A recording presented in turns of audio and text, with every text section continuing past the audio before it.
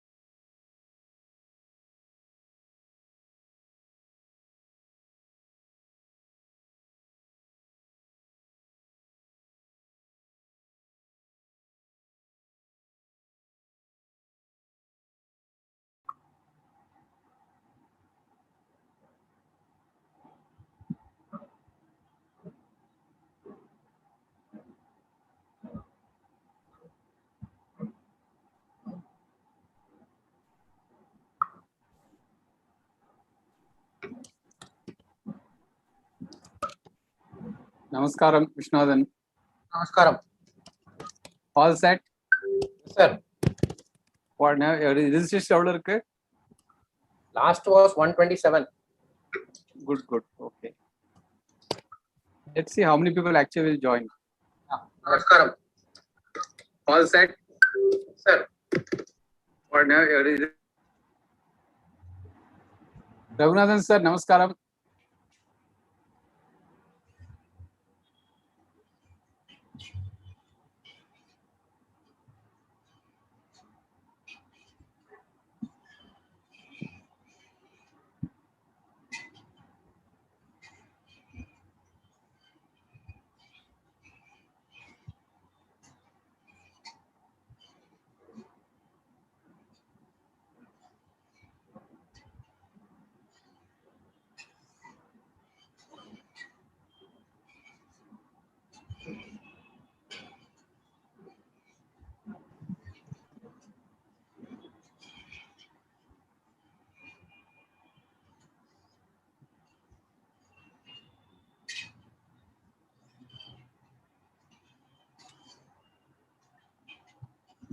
நிறைய questions வந்திருக்கா?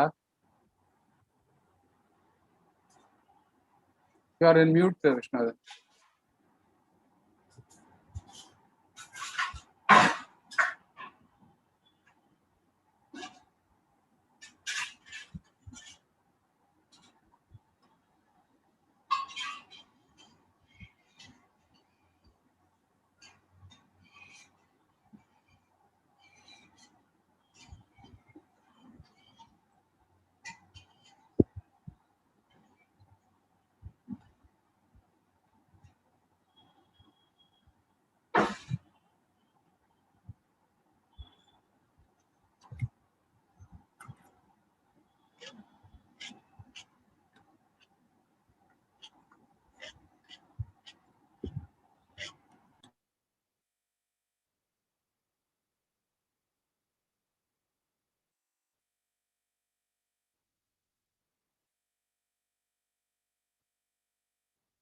Good morning, Ms. Nawshir. How are you?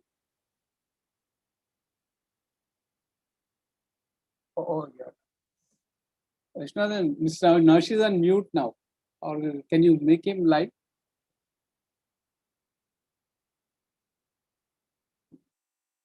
Vishwanathan, Mr. Nawshir Mirza is on mute. Can you activate him, please?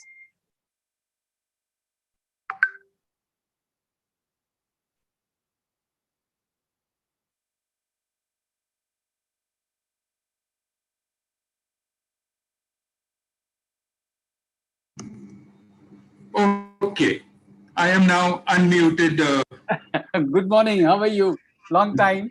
The long time, and well, I saw you the other day in the other program you had with my old former partner VR, in which you spoke Okay. that day. But of course, you didn't see me. In fact, the recording of that program, correct? I didn't see the original program. Okay. Okay. So that is there. And Anand sent me a message, I want to see you on the screen, which was very generous of him, but can I see him? Well, there he is, yes. He's there. Yeah. He's there, yeah. Good. This is a very informal forum, more to exchange of ideas and develop a collective thinking. That's it.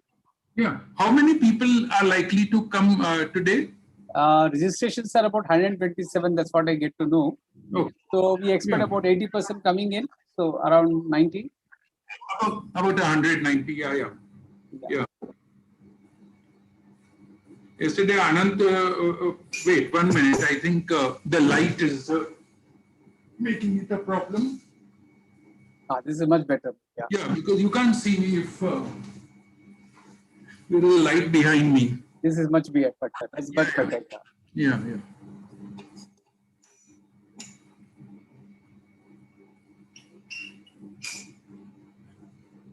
Okay, there we are.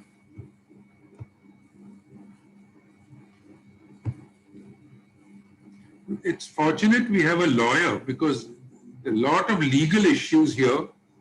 Actually, I say legals, I would say an excellent learning order actually. A lot of learning is also possible in this particular order. Yeah. We could learn so many things, and then the jurisdiction of NCALT, NCLT, and then how they are flawed in their decision making, and Correct. how a petition can be self-destructive also. Yeah. It's very interesting. It's very interesting. How the highest court in the land is also flawed in many respects, you will notice in the order.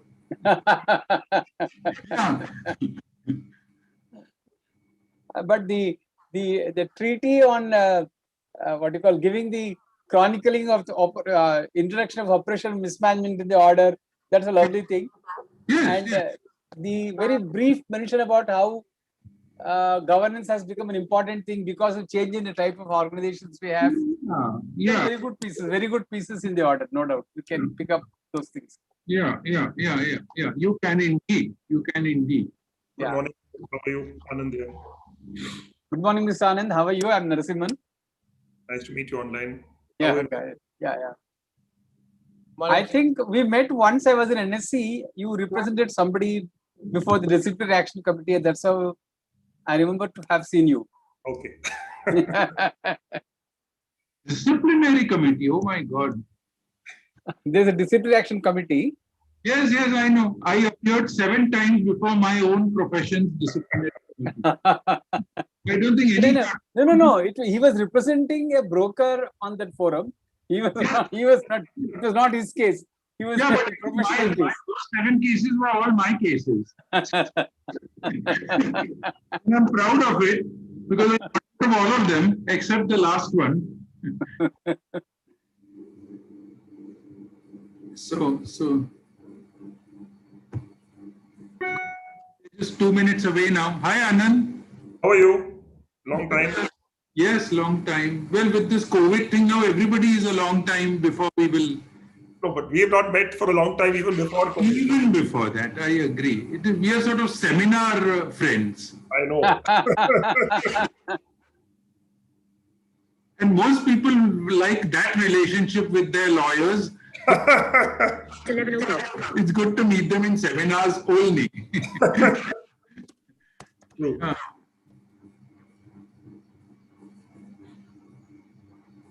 So you're on a lot of boards. No. Only one board, Thermax. I've never been on a lot. Those three. Somebody had mentioned a few years ago that. A few years ago it was three, but never more than three. I can't cope. Okay. Yeah, I can't cope. Because I involve myself a little too much. Actually, even now, when I say one, I am on at least one charity board. Not charity, it's a TERI, Yeah. This is in Delhi. Correct. So, yeah, so lots of involvement in that. So I sort of throw myself in heart and soul. That must be very interesting. I know that you had a problem with somebody, but other than that, it must be very interesting. Yeah, it is interesting, but that somebody left us lots of problems. I know. No, not of the, Hello. essentially of, a one-man show. And then when the one man goes, it becomes a big problem. There was Good morning. Good morning. Who said? Anand Subramanian. Yeah, can we start? Yeah. Anand Desai. Absolutely. I can hear an echo on your voice. I'm not sure if our voices are clear. Okay. I think you are connected from more than one instruments. That's the reason why it's echoing. Yeah. Now I think is it okay? Yes. Okay. Good morning and welcome all of you to this webinar number 5 on Tata versus Mistry beyond Supreme Court judgment.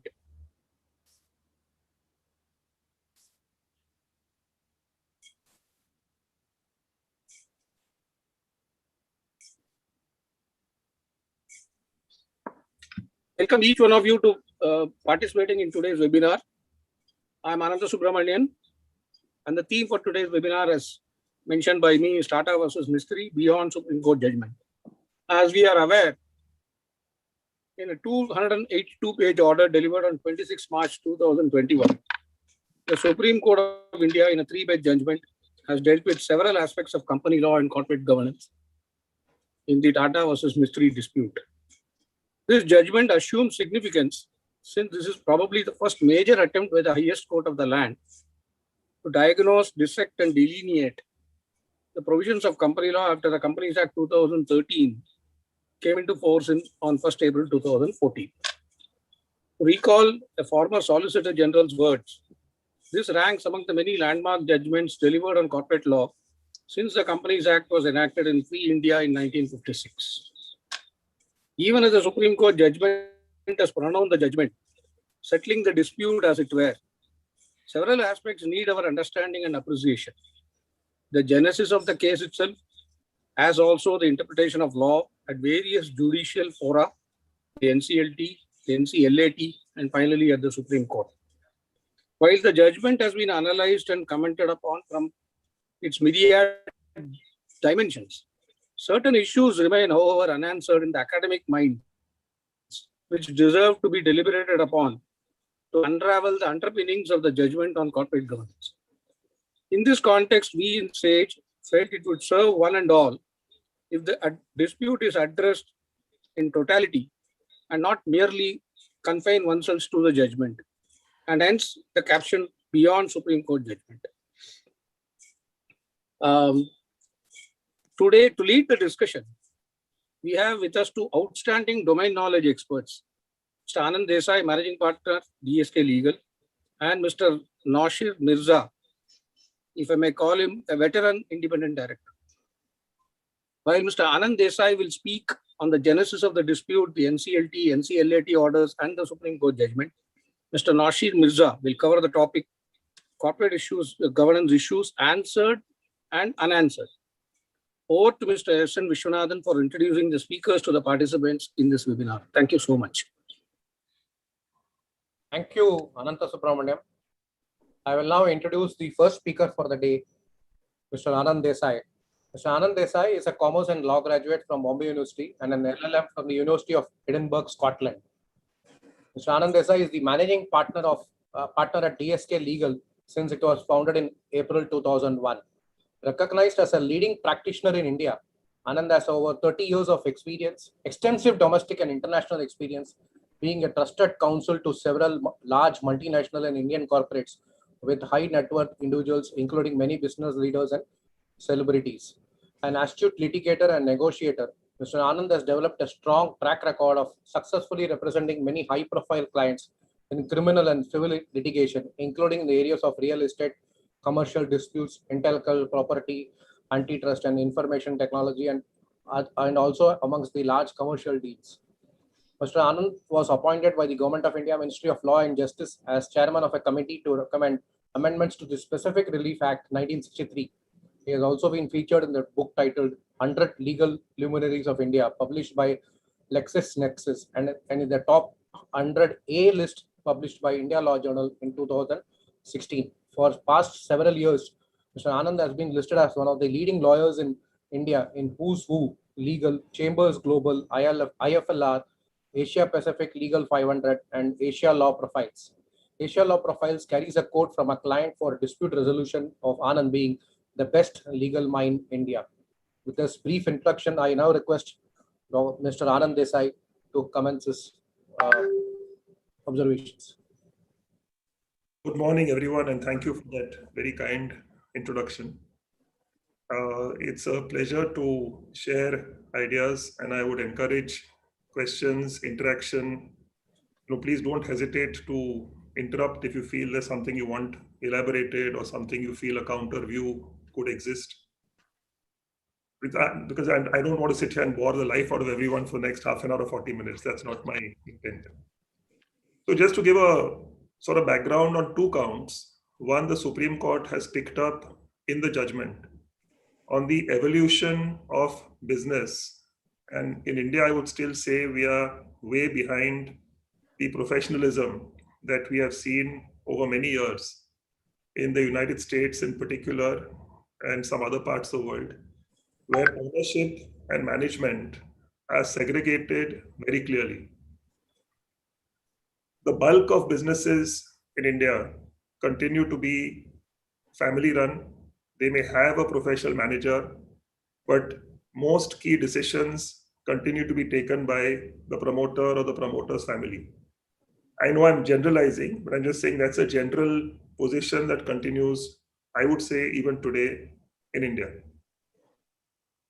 The Supreme Court has actually drawn up the three phases of evolution of business, both in terms of the behavioral patterns of the people in charge or owning or running the business, to the various aspects that business is supposed to now be looking into.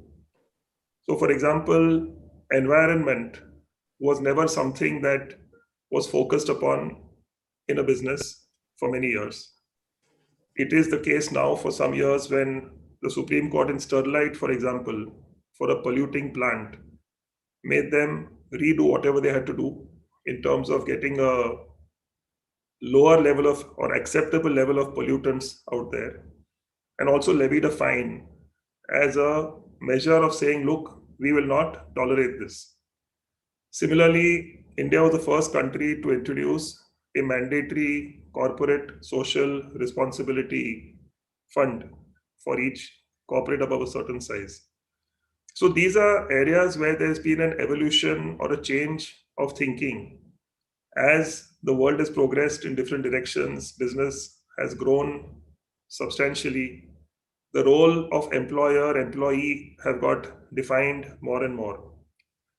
Now, if you come to the new Companies Act, the 2013 Companies Act, on the aspects covered in the Tata Mistry judgment, to a large extent, the Supreme Court has drawn on judgments and principles under the 1956 Act on the concepts of oppression and mismanagement, which were very well established, laid down, which we call Section 397, 398 of the Companies Act. So while the principles have been drawn on, they have drawn some distinctions. Some things that came to my mind, and I'll come to the list of questions which was very kindly forwarded to me. But some thoughts that passed through my mind, both through the time of reading about this matter, and I did not advise either, so I'm not biased or conflicted. I was actually conflicted from advising both in case that had ever come up. But anyway, so one is that they have drawn a generalization of a private limited company. And it struck me that in today's world, a lot of private limited companies continue to be in the nature of small partnerships. In India, as we know, we are driven a lot by tax considerations. So people will move to a company or a LLP or a partnership or some other structure if they can achieve it in order to reduce the rate of tax that they need to pay or minimize the tax incidence. So when the new company concept came of having a lower tax rate, a slew of new companies got formed. But still, like I said, the bulk of partnerships, LLPs, and small private companies continue to be a vast majority of what we do business through in India. Now, to draw a distinction, the company in the judgment is one held largely by trusts, which I'll come to, had a minority stake of 18.7% of the Mistry family, had a Tata's holding through the trusts plus some small holding of R&T, etc. directly. Now here is a company that, yes, is a private company, but is in a position to influence several large listed companies. And yet, at least I did not see a distinction drawn in the judgment, and maybe the law does not permit it. And I must also clarify, the role of a court is to interpret law and not to lay down new law or amend law. A lot of times people ask me, why can't the Supreme Court do something or the High Court do something? That's not really their role. And I know when they started doing some of it, people are shouting about judicial activism not being the right way to go. And as you also know, a debate arose between legislative power and judicial power.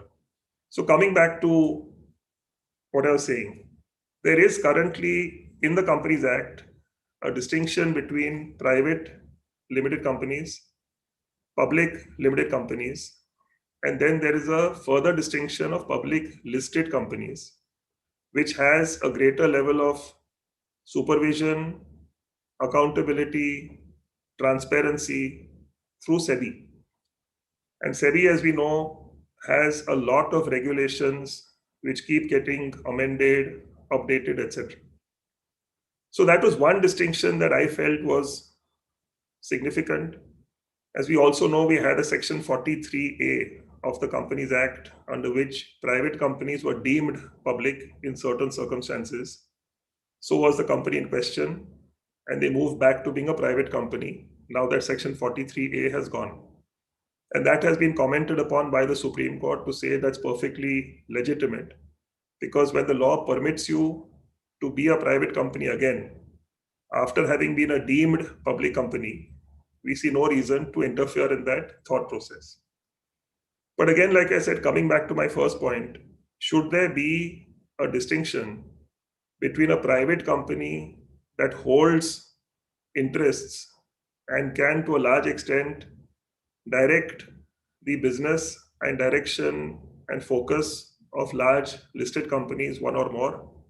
Or should that be treated the same way as what I described earlier, as just one more routine small private company? Clearly, the judgment has not done that. The judgment has recognized the rights and discretion of a private company, just as any other private company. That's one. A second point, and I know that's also one of the questions that has been asked, that what is all this about public charitable trusts being majority shareholders? And does that really make a difference?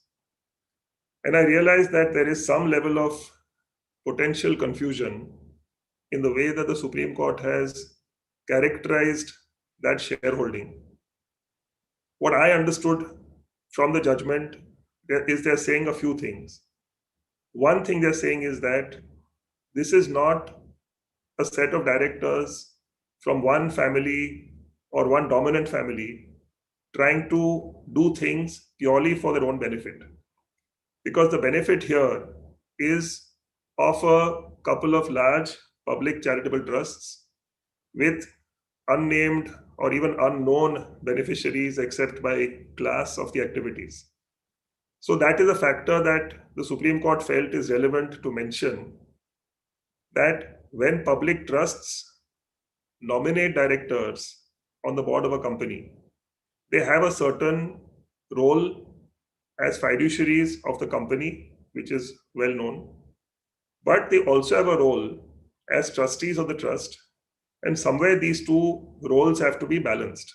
It can't be you completely abandon the fact that you are a trustee of a trust that has a significant shareholding and start behaving as though I have nothing to do with the trust, I will purely operate as a company director, full stop.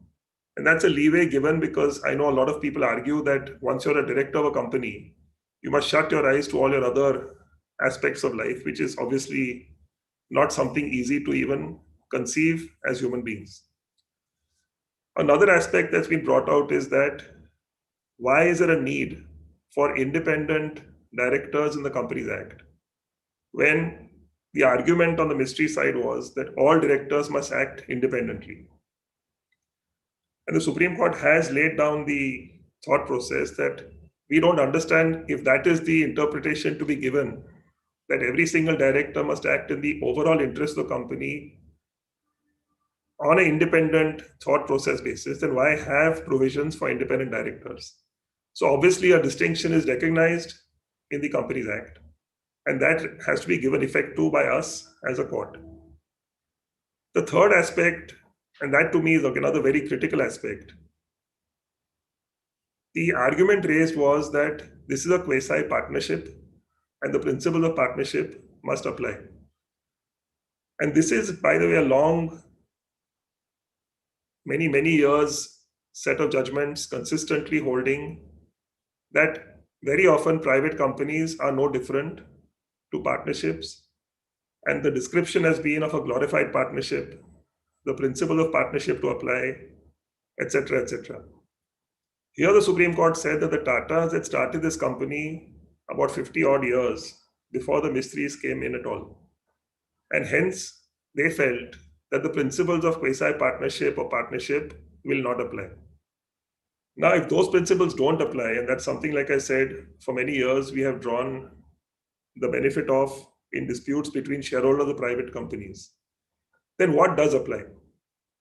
Then the question becomes the governing document, apart from the Companies Act, is the Articles of Association, memorandum articles, but primarily the conduct is governed, as we know, by the articles. What rights and obligations have the articles provided for? Now, today, if you see any sophisticated investor, whether it's private equity, large Indian investors, when they invest into a private company or unlisted company, are very conscious as to what are their rights, what are the obligations. That may be information rights, veto rights, exit rights like drag along, tag along, a whole range of things. That is not the case still in many pure Indian companies with 2 or more shareholders, where the importance given to writing articles is often minimal.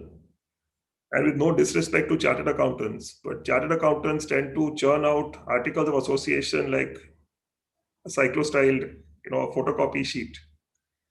And so do many lawyers, and so do many company secretaries.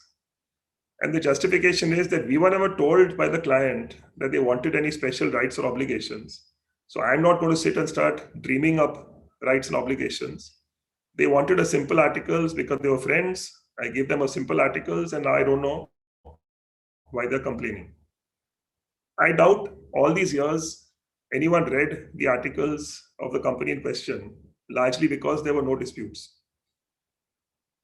Having said that, the court also felt, and I've commented quite extensively on this aspect, that despite being 18.7% approximately, despite having no special rights, the reality is the conduct of the Tatas or the company as a whole was to give board seats to the Mistries.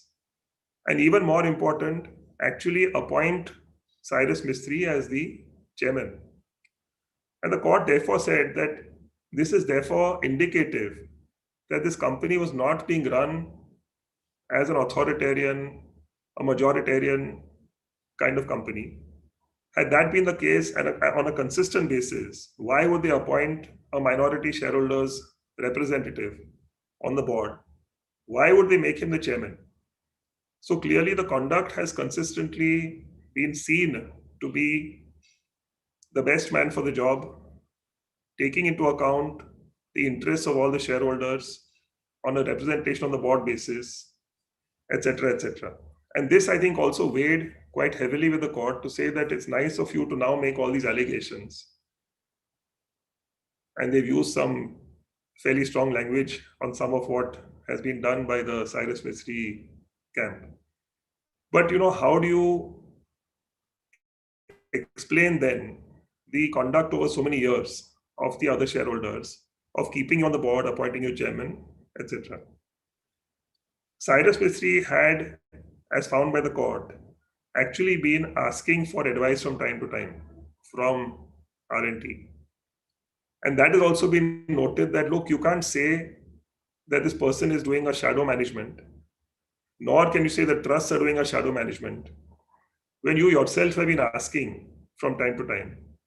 And your conduct therefore shows that you are seeking contribution in terms of the experience, the expertise that existed. And you're not really looking at a situation where this was a purely board managed company where no one else should be poking their nose, so to speak, as is now being suggested. Another aspect here is the thought process that was put forward that, and I know this is also something we debate quite often, that when directors come with instructions on how to vote on a particular resolution, then does the board discussion really have any meaning? Because the purpose of a board meeting and a board discussion is to share views, counter views, and conclude based upon a rational, practical, knowledgeable discussion what is best for the company. Now, if that is negated by people walking in with clear instructions on this resolution, you have to say no, on that one you have to say yes, then why have a board meeting and why talk about corporate governance at all? Now, here the Supreme Court has said that it's not unexpected for a trust, for example, to have deliberated prior to a meeting which is important as a shareholder and indicated or instructed its nominee director as to how to vote. Now, debate, of course, can be raised that is he bound by that instruction, or is it open to him to say, yes, I understand, I will treat that as an advisory, but I will ultimately decide as per my conscience as a director holding a fiduciary responsibility to the board as I feel fit. Now, one could argue both ways. The reality, as per my experience at least, is if a nominee director has been appointed to a board in situations where a clear instruction is given to him or her, that instruction is followed. I'm not saying in all cases, I'm saying that's a general principle, at least I have observed. And there are many reasons for that. One, as I said earlier, there is a thought process that, look, I'm not an independent director. I'm a nominee of a shareholder that has a significant stake. I myself may not have a significant stake, but I represent that shareholder on the board. And that's why I'm here. Now, in that situation, if I start exercising discretion on what I understand in a board meeting, which may not be the complete picture, is that right? And therefore, like I said, the thought process of the Supreme Court also was that since a distinction is drawn in the Companies Act for independent directors, it's not that every single director is obliged to have his conduct tested on the mantle of being completely on the board only as a director and excluding the thought process regarding who has nominated him and any instruction he may be given. So this is a broad construct, I would say, as to what the Supreme Court has said. Again, to summarize, a private company is not necessarily a quasi-partnership. 2, the constitution is governed by the articles and it's the wisdom of the shareholders as to what they put or do not put in the articles. There cannot be an unfairness one fine day drawn on a particular article or articles where the court is supposed to interfere. Articles, as we all know, are in the nature of a contract, and it's been well laid down in law for many, many years that it is not the duty of the court or even the role of the court or even the power of the court to start rewriting contracts between contracting parties who are eligible and equipped to contract. So if there is an unfair article, and I know that's one of the questions asked, and that is Article 75, which is the subject matter of the judgment, where the company can effectively ask a shareholder to give up their shares. Now, is it unfair? The Supreme Court has said, well, we don't see any reason to say that. It's an article that has been there for many years. No one has objected. It's not been introduced by a party who could be said to be oppressing the other parties. And hence, we see no reason to interfere. Now, the other aspect that comes out is that in a dispute of this kind, and again, the quasi-partnership principles have been applied in the past in many judgments, was the correct order to be passed that one side buys out the other side? And that is a very common outcome in an oppression and mismanagement action. It is treated very broadly like a divorce of two people who have got married. That if you can't stand each other anymore, or you don't want to be with each other anymore, we will recommend a separation and one buys out the other or causes someone to buy out the other. And we can get a valuation or valuations done in order to achieve that. Now, here the Supreme Court did not find any acts of oppression. They did not find any of the allegations made by the Mistries to amount to oppressive conduct or even mismanagement. So they did not really see a reason in this matter to have taken that step of saying, look, we are ordering a buyout, go get a valuation done, and we will ensure the buyout happens at that valuation or a valuation around that. That has not been done. And I know a lot of questions arose after that, that does this mean that the Mistry shares are stuck forever? Being a private company, can they create a pledge and raise money on them? What can they do, given the fact that the articles are not permitting free transferability? And obviously, someone who takes a pledge will at some stage want to enforce that pledge. That's the whole purpose of a pledge. So these are questions that have arisen. Like I said, because there's been a decision taken by the Supreme Court not to order a buyout of one party by the other party. Now, the other part that has been addressed in the judgment is what amounts to oppression and mismanagement. And they've taken a very clear position on the facts of this case, that when the NCLT petition was filed, what was being challenged was the removal of Mr. Cyrus Mistry as the chairman. He had not yet been removed as a director. Now, the Supreme Court has said that a chairman's position is not really something that is a matter of any form of right. There's no process laid out in the Companies Act for removal of a chairman. There is a process laid down for removal of a director. Having said that, since a process is laid out, if that process is followed, it is not possible for the Supreme Court to say that merely a director being removed from the board amounts to an act of oppression or even mismanagement. On the various allegations that the Mistries had made regarding AirAsia, regarding some other decisions taken on business, they said the NCLAT has not gone into each one as a finding of fact, has not answered each point, and hence we do not see what is the act of oppression or mismanagement that is brought out in this petition, which is why they allowed the Tata's appeal from the NCLAT order. I know another question asked is that should the Supreme Court not have sent the matter back by remanding it to the NCLAT if what was weighing with them was that there was no discussion by the NCLAT on each and every point on which a finding was given by the NCLT.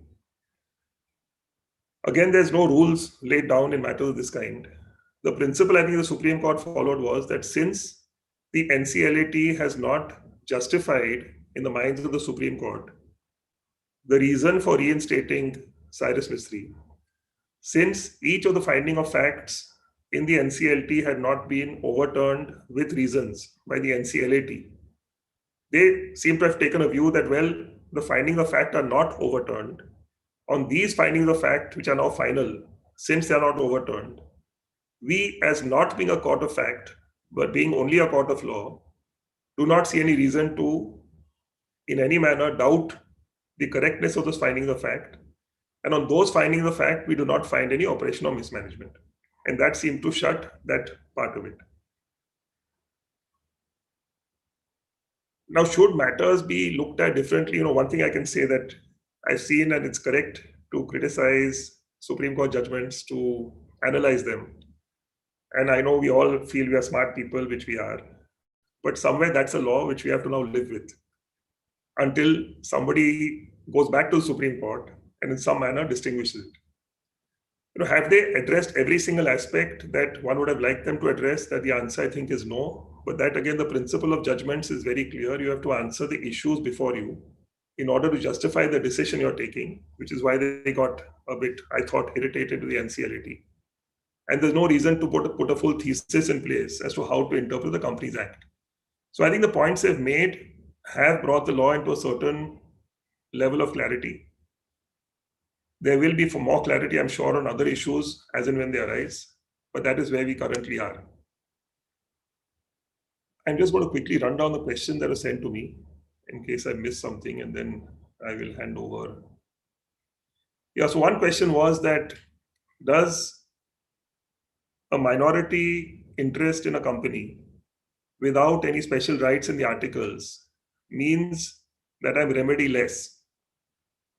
Now, just to explain, again, historically, there are many, many judgments as to what amounts to operation and mismanagement. I'll give you some examples that may give a flavor of it. You may know these already, but I'll just throw out a few in context of the question asked. If a majority shareholder, for example, is under-invoicing the company's products to a sister concern which he owns 100% of. Simple example, and it happens. Under-invoicing happens, over-invoicing happens, related party transactions are not at arm's length. All these will amount to acts of oppression if the person as a minority can show that value is being dissipated from the private limited company where he's got shares to a company in which he has no interest. That's one example. If the board is packed with a majority of directors who are just there to mouth what the majority shareholder says, and there's no real board meeting, for example, it could also in certain circumstances be oppression if reasonable decisions, not correct decisions, reasonable decisions are not being permitted to be made in any meeting. There's no discussion. Again, it's an example. Money being siphoned off is another one that happens at times. Loans are given to sister concerns. They're not on proper interest rates. So, there are various categories of oppression, mismanagement, which do continue. Family members all being packed into the company as employees at high salaries, for example, and perks who are not even working over there. So there will be situations the court can interfere despite the articles being silent, but they must fit into the categories of what has been determined to be operation and mismanagement or similar categories.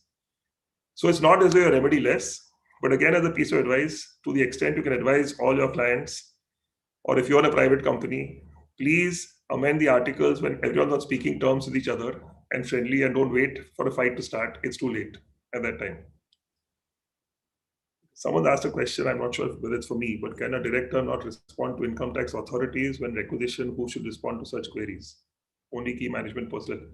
That's an indoor management issue. I don't think there's a ready answer for that. Can quasi-partnership principles affect reconstitution of partnerships going forward in private companies?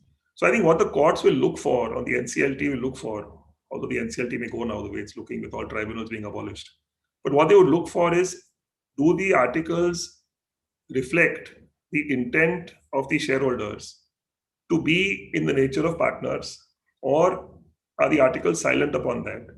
In which case, only the articles will be looked at as they stand, as has been done in this case, and not the general principles of partnership which you find in the Partnership Act, which are often incorporated by reference directly or indirectly in the articles. Okay, someone asked, is there a major aspect the Mistry companies did not correctly canvass before the Supreme Court? I don't think any of us know in detail what has been canvassed except what we read in the judgment. But I'm assuming the judgment has dealt with whatever was canvassed, and there are outstanding lawyers on both sides. So I imagine they did canvass whatever they had to canvass. I hope I've covered all the points raised, but again, I'm happy to answer any questions that may come up. Thank you. Thank you, Mr. Anand. Now I'll request Mr. Mirza to start his session. Before that, I will give a brief introduction. Mr. Nawshir Mirza is an independent director on the board of Thermax Limited. Since 1999, he has served on the boards of various companies, including in the Tata Group, Emphasis, and Excite. Since 2003, Nawshir has been involved in the movement for improved governance in the corporate sector. He is a fellow of the Institute of Chartered Accountants of India, and he was with S.R. Bartley Boy and Company, Ernst & Young, from 1967 till his early retirement in 2003 April in its Calcutta and Mumbai offices. He also worked in its London office. Mr. Nawshir was the India head of Jardine Matheson Limited for over 10 years after retiring from the profession, during which time he also served on the boards of some other companies and charities. He has contributed to the governance and accounting professions, being a speaker or the chair at conferences in India and abroad, and authoring several professional publications. He has chaired and served on the boards of various professional bodies and chambers of commerce. He strongly believes in humankind taking responsibility for destruction of the natural world. He is also on the board of the Energy Resources Institute, TERI, amongst other NGOs. I request Mr. Nawshir Mirza to share his observations.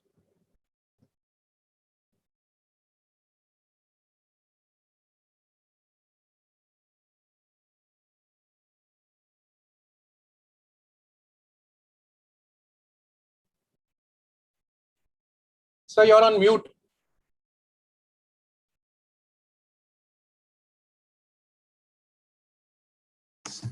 Sorry.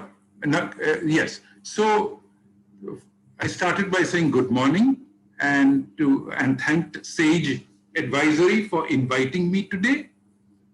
And I said that unlike Anand, who is in the fortunate position of not having been involved with either party, I was right at the center of the problem when it happened.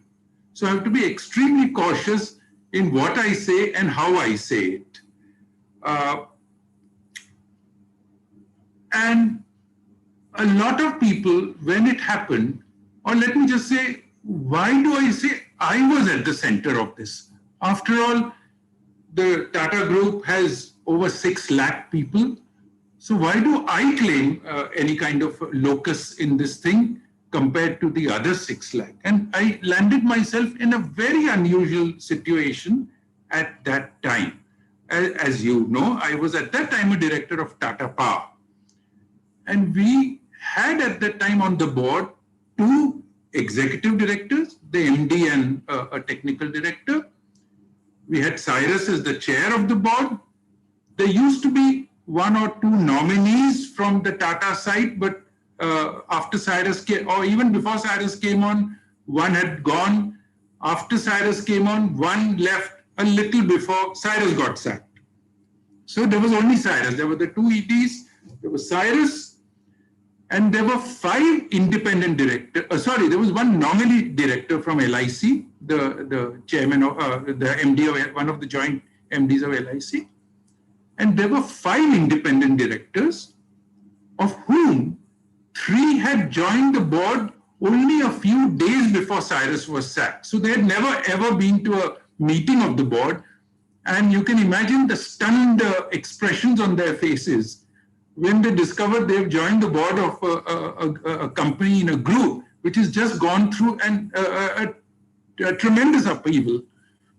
So that left only a colleague of mine and me as the two independent directors who had some history with the company. I had a history of about 10 years. My colleague had, I think, of about 7 or 8 years. And it also so happened, purely by coincidence, because we were in a stage of a transition was happening just when this whole incident happened. So I was caught chairing both the audit committee and the NRC. I'd been the chair of the NRC for 10 years and I was due to exit that and hand over the charge to my other colleague. And I was the chair, and I'd just become the chair of the audit committee because the previous director retired. So, you know, we had 3 new directors because the 3 people they replaced had just retired from the board. So we had a very unusual situation. And why? Now, that's not sufficient to claim any kind of centrality in this situation. But if you go through the issues that came up at various times during this whole proceeding, there was one matter which came up right up front. And that was that a couple of months before the sacking, Tata Power had acquired the renewables business of Welspun. Now, Welspun, you know, they make towels and stuff like that, but they had a very successful renewables power generation business, and Tata Power had just acquired that.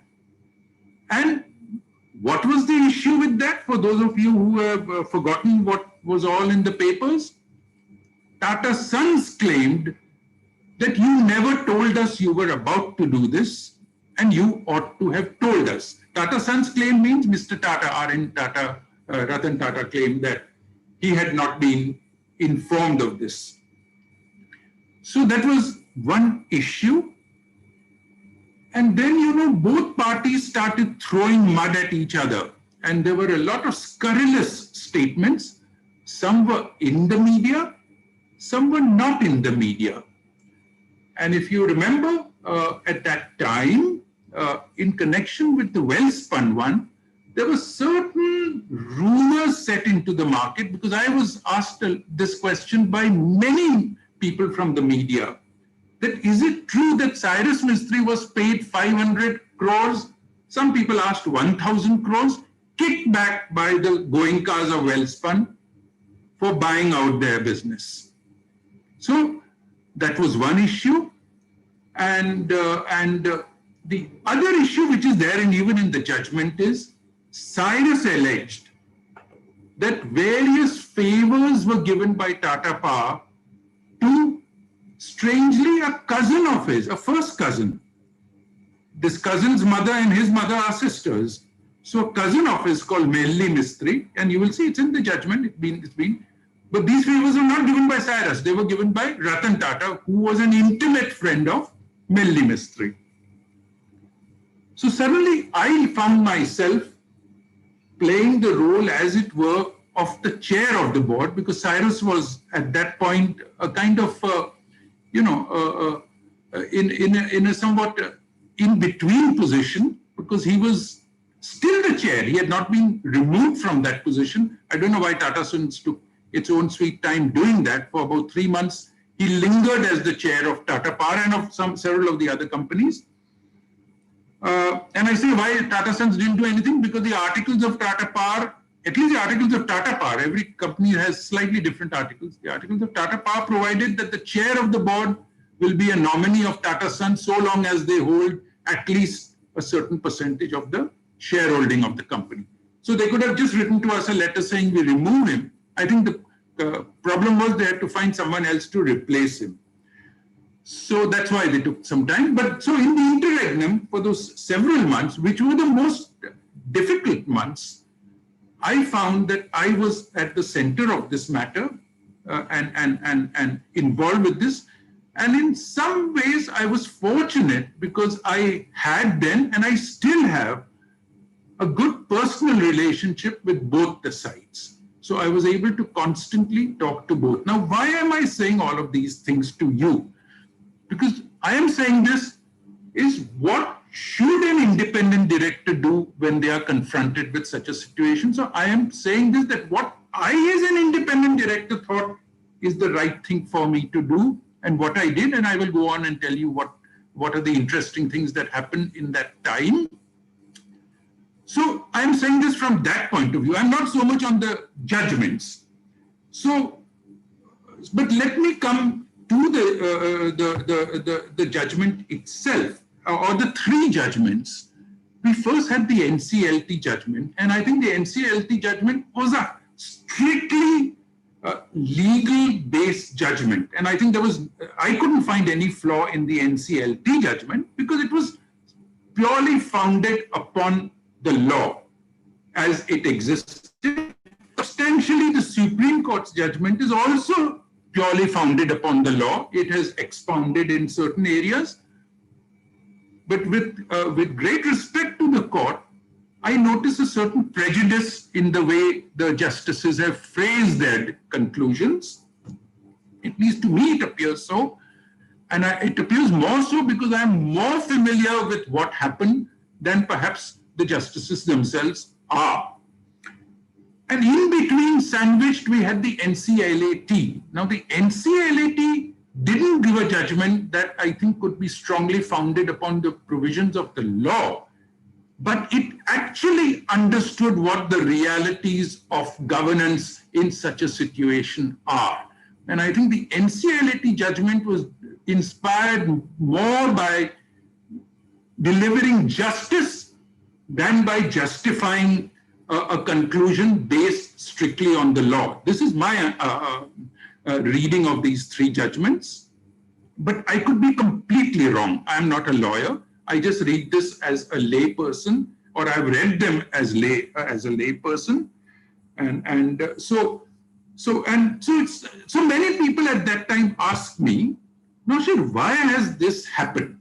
And if we look at the ostensible reasons which were given, the ostensible reasons were, and I'm reading now from the Supreme Court judgment, Mistry's leadership gave rise to certain issues such as insufficient detail and discipline on capital allocation decisions, slow execution on identified problems, lack of specificity and follow through in strategic plans and business plans, failure to take meaningful steps to enter new growth businesses, weak top management team, reluctance to embrace the articles of association that spelled out the governance structure, so on and so forth.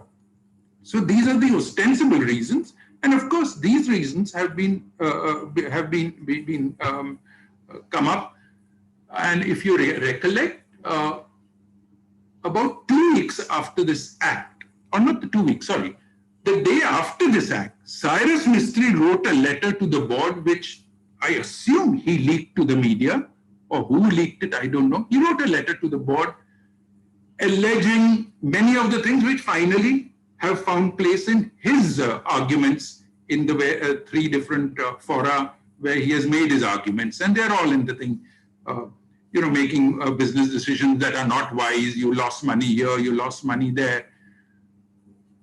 And the ones I just read out are the ones 2 weeks later, there was a response from the Tatas to this Cyrus Mistry's allegation, where there was a long letter. It took a full page of all the leading newspapers of the country.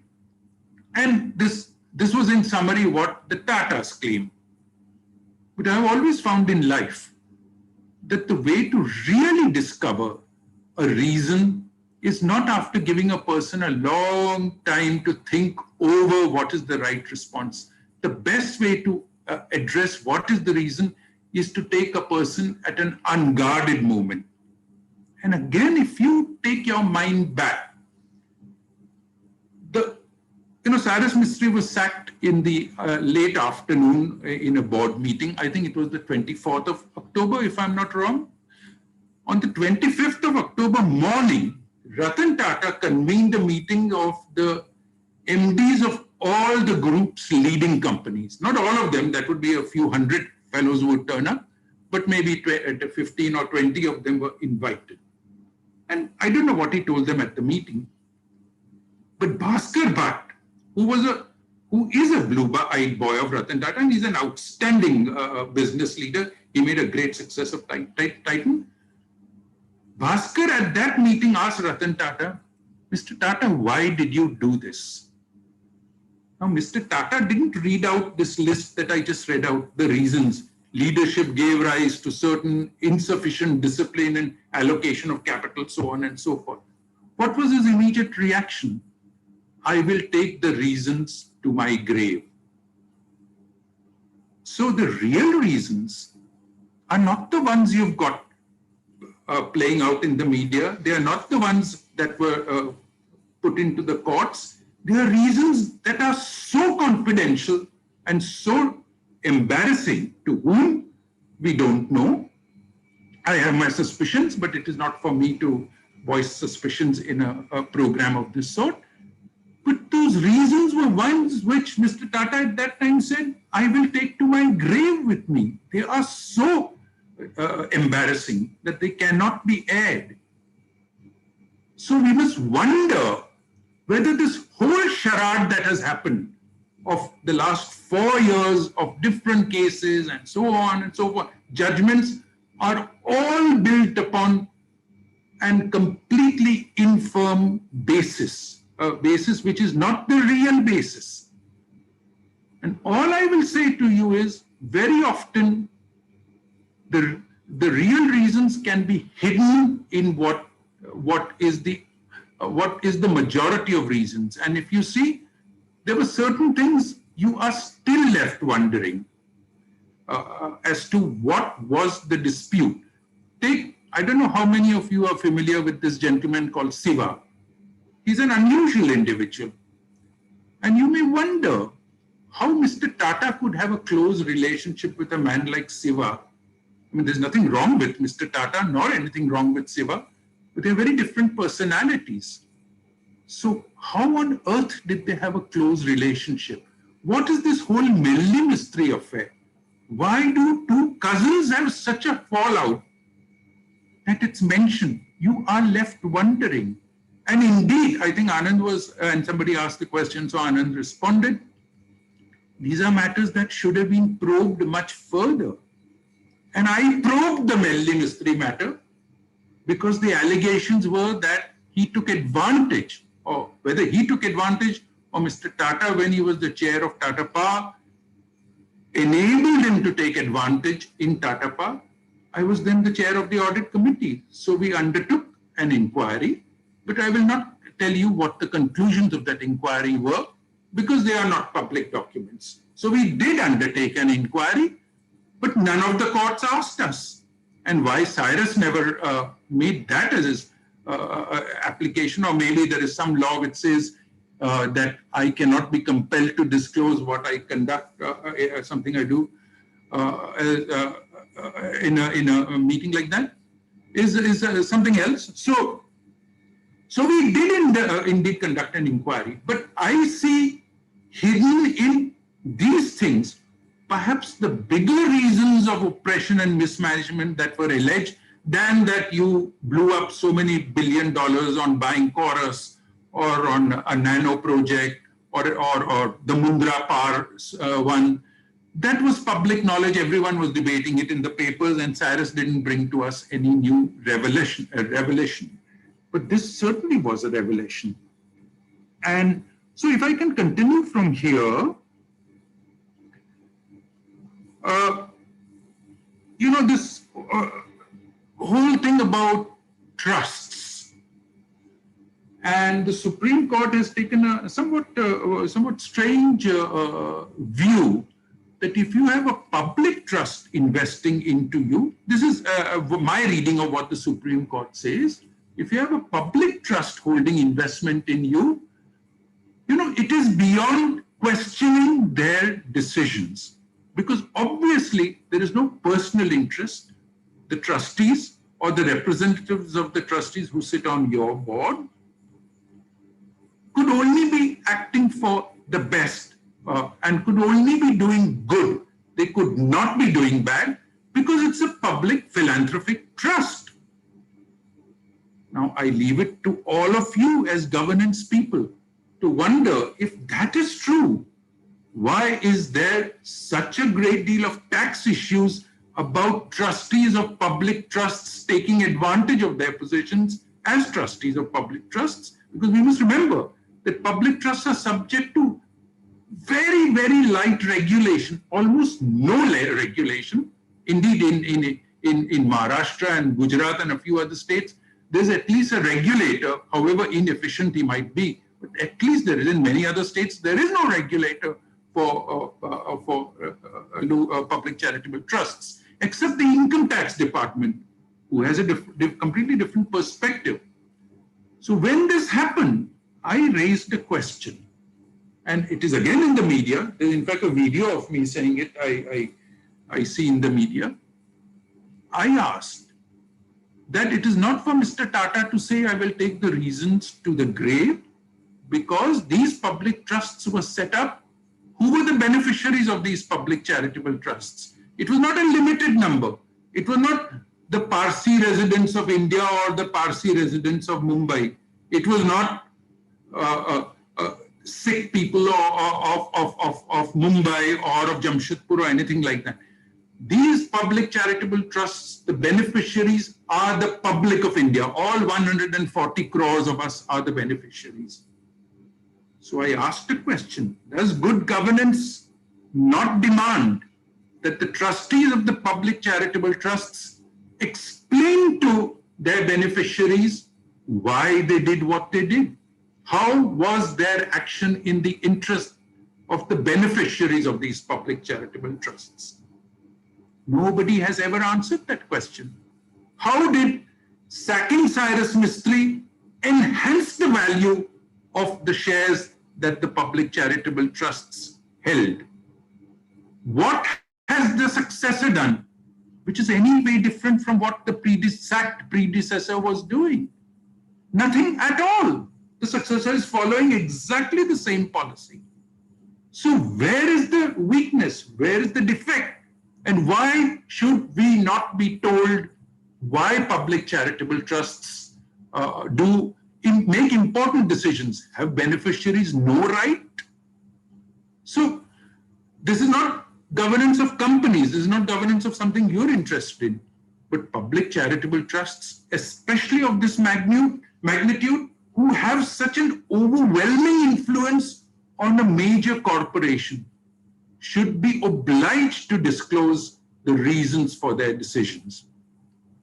Now, let me come and take you to an argument. You know what happened? That after about a year, they moved to make Tata Sons from a private company from a deemed public company, and the deemed public definition had gone anyway. And so to insert the word private and make it completely private. Now, before I go further, let me just tell you a little, because there's also a question on valuations and so on and so forth. Something about the Tata Sons articles. We've already seen one article, which is the subject of the Judgement also, which gives the power to the directors of Tata Sons, gives the authority. If I use power, then some of you may confuse it with Tata power. Gives the authority of the directors of Tata Sons to direct any shareholder to sell his shareholding. So they can, as it were, take away his shareholding.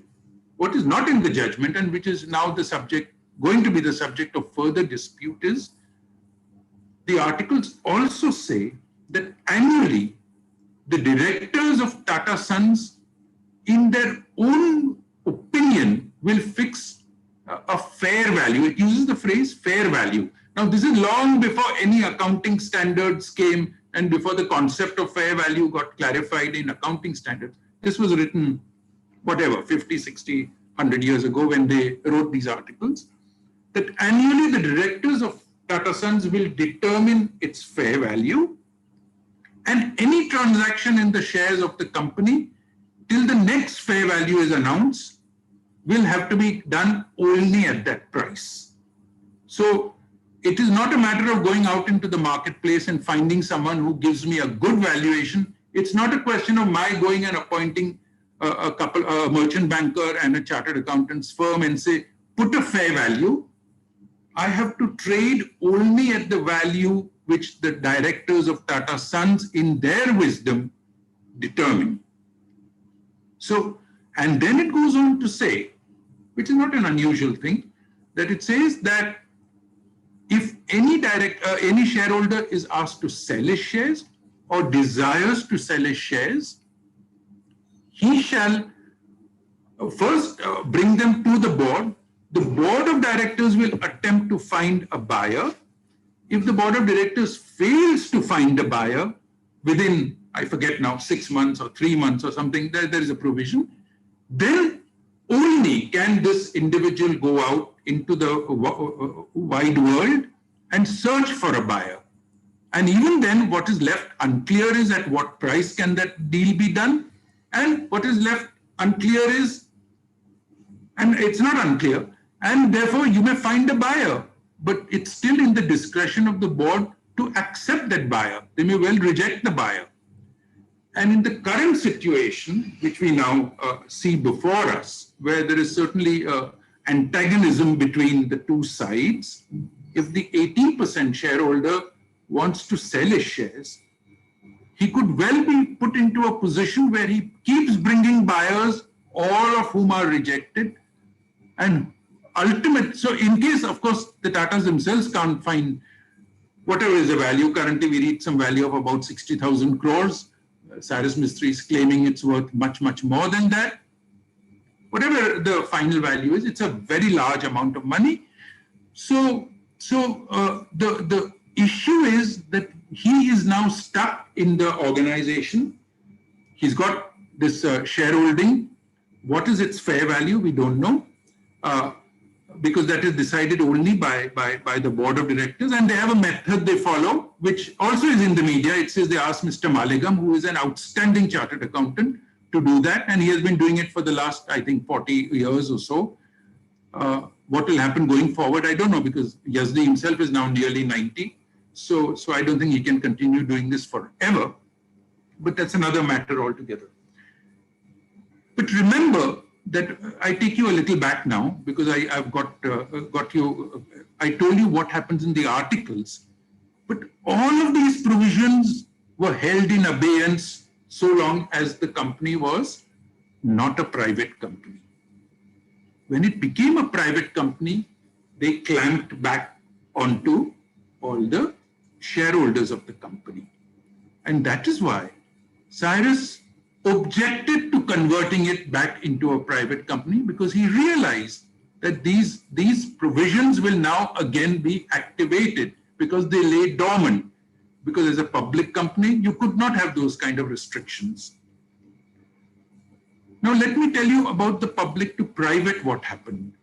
You know, there is about 6 major Tata Group listed companies, Tata Steel, Motors, Power, some others, who collectively or each own about 2% of the share capital of Tata Sons.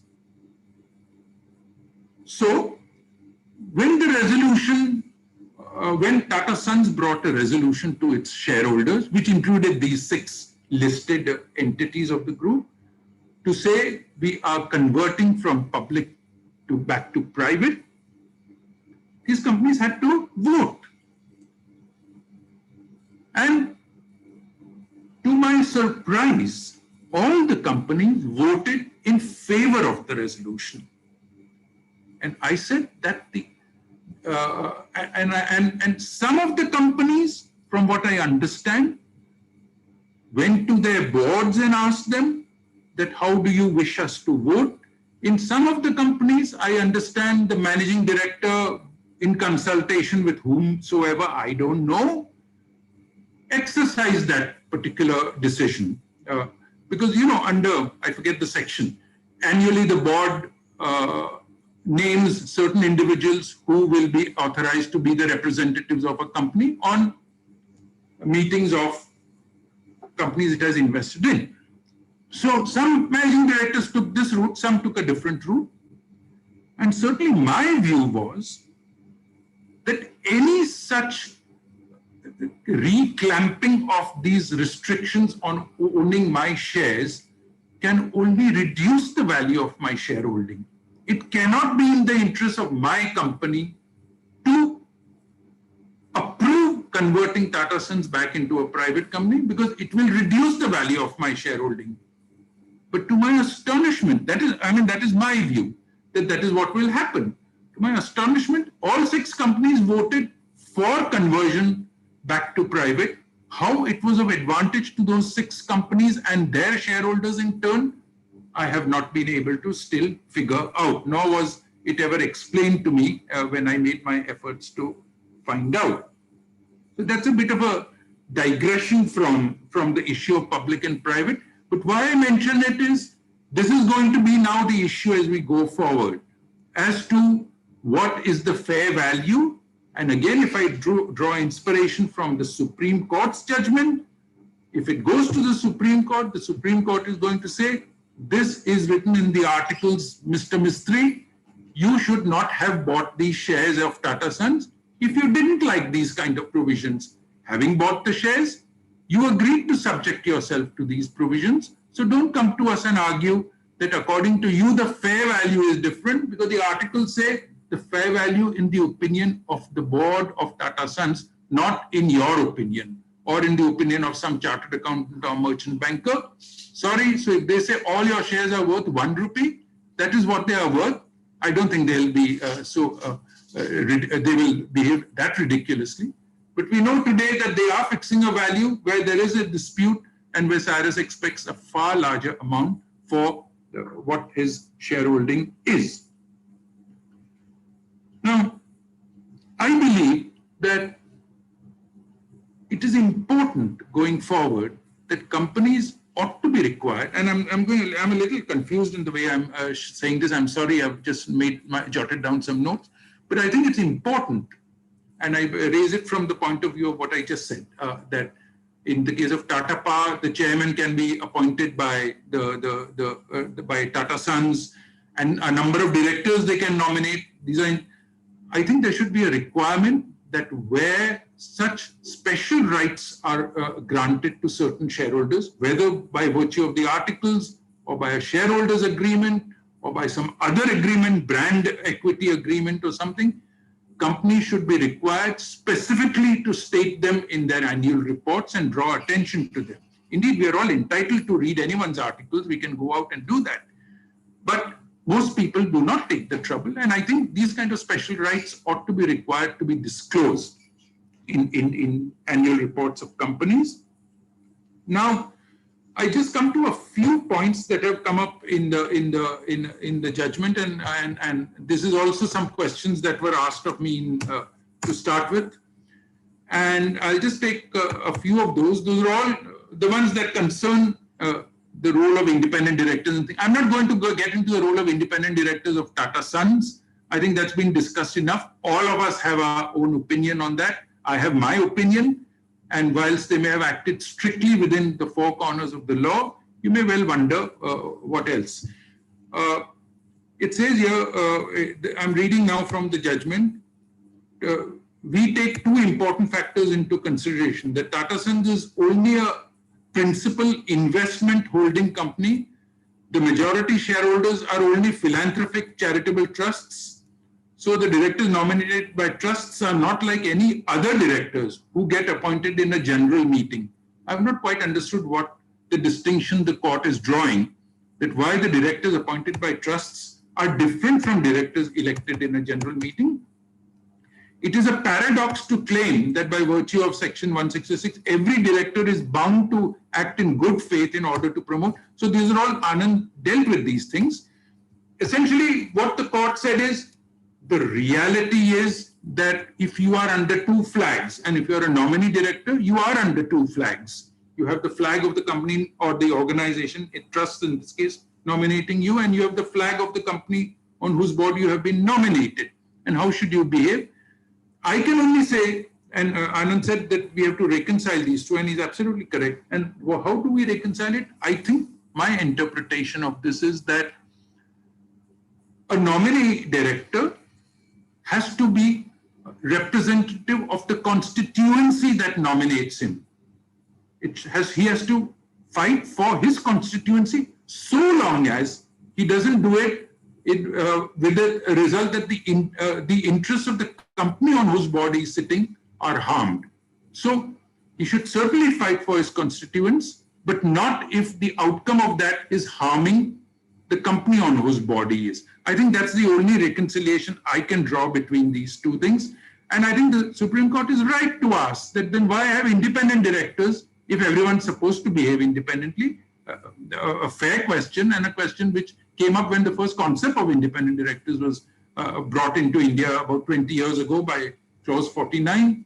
This was a question even then that came up. And I think to a certain extent, the Supreme Court has laid to rest this issue. You're still left with the issue as to what decisions could harm the interests of the company and what could not harm the interests of the company. But that is specific to each particular thing that happens. So yeah, I think that's. But to say that what is required of director nominated by a charitable trust is pure, unadulterated public interest, indeed.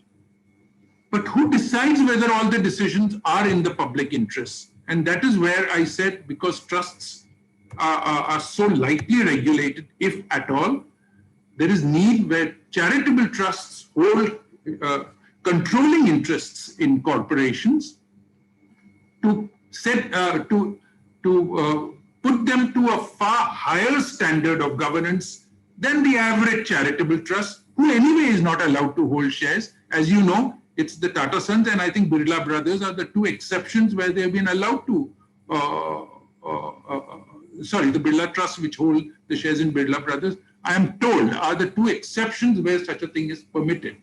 Otherwise, the government has taken away the right, and indeed I think under the Bombay Public Trust Act, the government of Maharashtra could take away the rights that are today with the Tata Trusts and give them to the charity commissioner to exercise, which would be a frightful outcome if it ever happened. So I certainly hope it doesn't happen. I have some issue with some of the other statements the honorable judges have made. It says, if philosophical rhetoric is kept aside for a moment, philosophical rhetoric, it will be clear that success and profit making are at the core of business enterprises. I thought this world had moved on from this somewhat antiquated view of what is the role of businesses, mere profit making. I'm surprised that the court has made a statement like this. I hope this is an obiter statement and it is not a part of the main judgment, because were it so, the provisions of the Companies Act would be set aside, because the Companies Act now says, and this was mentioned earlier, very specifically it says, the role is to balance the conflicting interests of stakeholders. It's no longer to make the equity provider preeminent and the whole company operates to maximize the value of his holding. No longer. It says everybody is on a level. You must balance the interests of all stakeholders. But the Supreme Court has perhaps missed to notice that, or if it has not missed it, then it's still laboring under some out-of-date idea as to what is the purpose of a company. Then it says, the best interests of the majority shareholders need not necessarily be in conflict with the interests of the minority or the best interests of the members of the company as a whole, unless there is siphoning or diversion. Such question does not arise where the majority is a public charitable trust. Indeed not. But have we had an inquiry into was there siphoning or diversion? And when I say that there were certain allegations made by Melli, and Anand was quite right in response to the question that was asked, these were matters that were not inquired into by the NCLT, the NCLAT, and finally the Supreme Court. So to conclude that there was no siphoning or diversion without making an inquiry seems to be going out on a limb to reach your conclusions.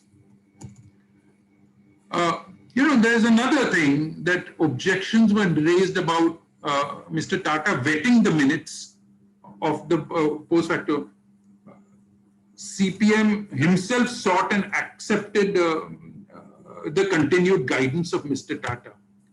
See, it is one thing to be in a position where you are requested to provide guidance, and quite a different thing to say, I demand that you must take my guidance on every decision you make.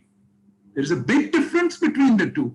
And if I come to you in 4 out of 10 cases and ask you for your advice, you cannot demand that you didn't take my advice in the other 6 cases, and so I remove you from your position, because I have the power to remove you and I exercise that power.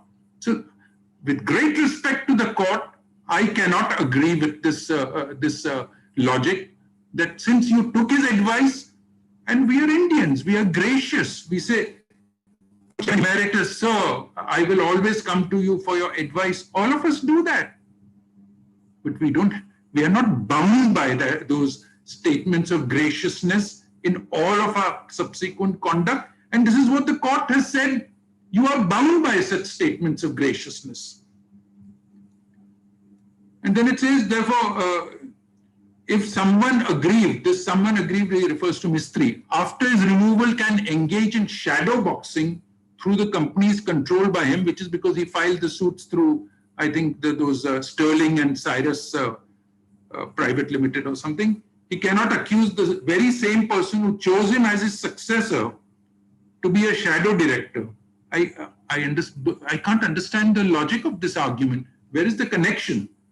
The court is saying because the plaintiff is not Cyrus Mistry, it's 2 companies which he controls and which were the shareholders in Tata Sons. Since they are the plaintiffs, you cannot say that Ratan Tata was acting as a shadow director.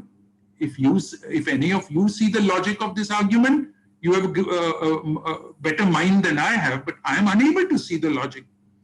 Someone who gained entry through the very same door cannot condemn it when asked to exit. Again, I'm unable to understand what is the connection. Who gained entry through the very same door? Which door? The door into the boardroom, and asked to go back out of that door, cannot therefore challenge it. But there is only one door in the room. There is no other way you can enter it or you can exit. So I find it very difficult to fathom the logic of this judgment so that I can use it going forward in my own thinking of how things. Then the court says that there was no oppression and mismanagement, and what is the logic they gave? The value of the shareholding is around 58,000 crores. It is claimed that the purchase consideration was 69 crores many years ago. SP Group has received dividends of 800 and about 900 crores in the last 25 years. We do not know whether this kind of a huge return on investment and skyrocketing of the value is due to oppressive conduct or despite oppressive conduct. I find it very difficult to understand the logic. An appreciation of your investment has got nothing to do with oppression and mismanagement. So certainly, if a person appreciates my value, it may have appreciated much more. And my argument is that is not what has happened. The mere fact that it has increased something in the opinion of the judges, it's a significant appreciation. Maybe it's not so in the opinion of other people. That is not the point at all on oppression. That does the value of your investment appreciate? What benchmarks are the judges applying? Fixed deposit rate of interest? If it appreciates greater than that, what is the judgment benchmark they have applied in coming to the conclusion that this nails your challenge that there was oppression because there was an increase in the value of your investment? By how much? I'm still left wondering what particular conduct I should demonstrate to not be accused of oppression. How much of an appreciation should I show? More than the fixed deposit rate? More than the BSE index? What is the threshold that they are applying. And suppose I had not appreciated that much, could that argument be brought as oppression? That this guy is so bad that I didn't even get my return at the fixed deposit rate, so I have been oppressed and this man should be removed from running his company. That would put a whole host of companies in our country.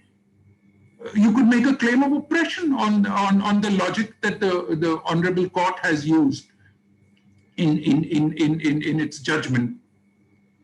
Then look at what it goes on to say.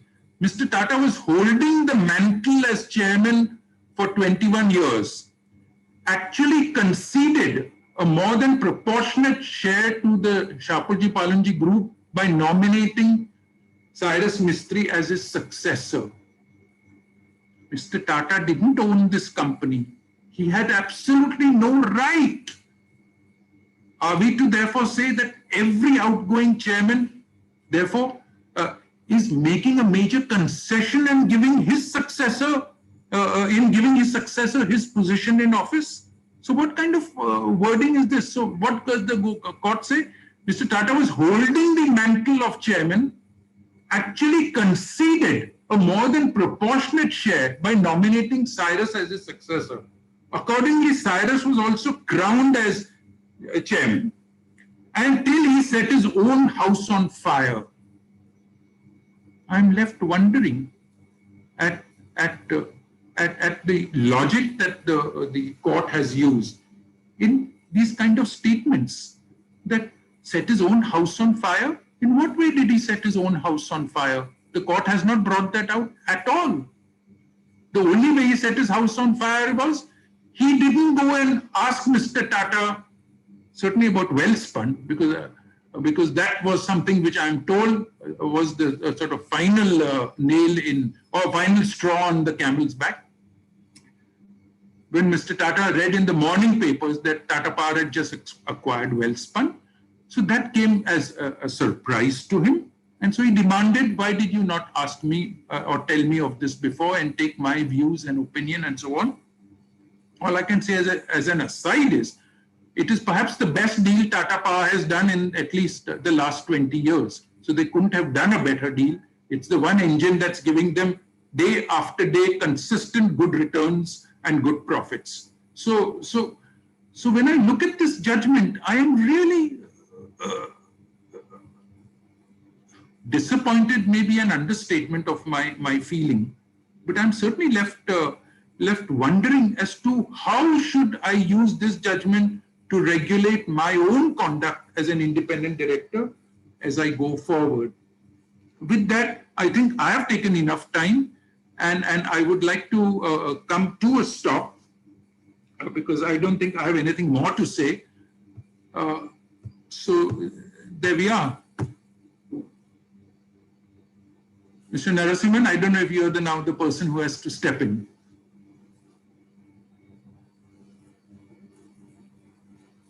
Yeah, Vishwanathan, can I start? Can I take over now, or?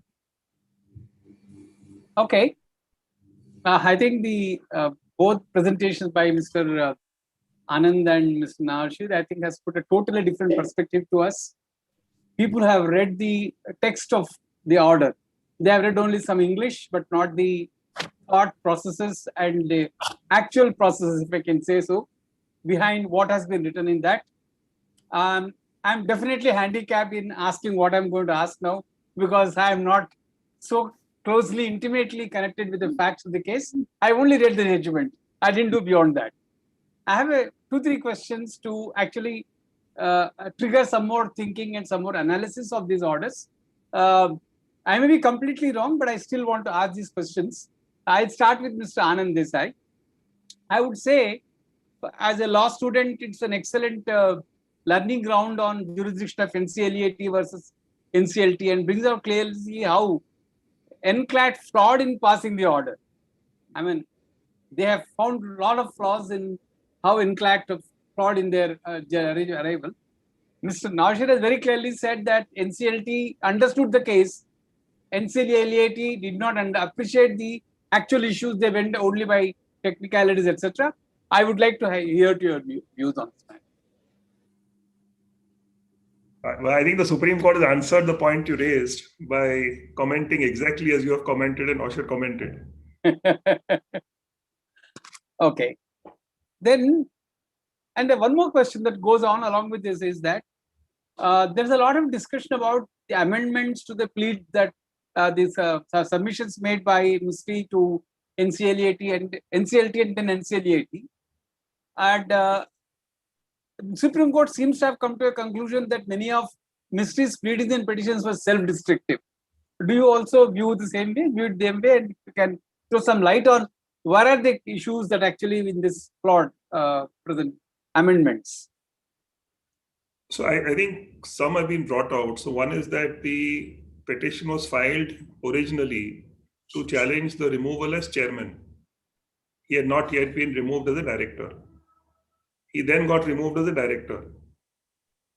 As Nawshir said, the petition was filed by two companies, not by him personally initially, asking for certain rights. And as you know, originally, there's only a 2% shareholding that wanted to file this. NCLT said no, NCLAT said yes. So it went back. So the locus of any petitioner himself, in addition to the group of petitioners to bring about the threshold of 10% or 100 shareholders, becomes relevant because any court looks at the petitioner before them to say, what is your locus? What is your problem? What do you want us to do for you? And the amendments were made from time to time as life went on because of the various actions taken. So again, he was not removed from the boards of the various operating companies at the same time. So it is a stepwise kind of a process that was followed. And somewhere I think they lost, as per the Supreme Court, the plot as to what they actually wanted and what they could actually get. Okay. I turn to Ms. Nawshir now. I was at National Stock Exchange when all this episode happened, and we write some answers. We sent some queries to Tata Group, and then they gave some answers to us. We filed and we executed on the website of NSC, and that's where all our jobs ended. But then, as a student of corporate governance, I expected this order to throw a lot of information and a lot of clarity on corporate governance issues as such. But I found that this order was very technical and not much of issues, light was thrown on corporate governance issues. In fact, there'll be some comments on actions leading to, or say actions leading to value erosion, etc. in the guise of governance. No, nothing was discussed.